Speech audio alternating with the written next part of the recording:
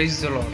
ఈరోజు దేవుని వాగ్దానం, నేను మొర్రపెట్టిన దినమున నీవు నాకు ఉత్తరం ఇచ్చితివి, నా ప్రాణంలో త్రాణ పుట్టించి నన్ను ధైర్యపరచితివి. కీర్తనల గ్రంథం 138 అధ్యాయం 3వ వచనం.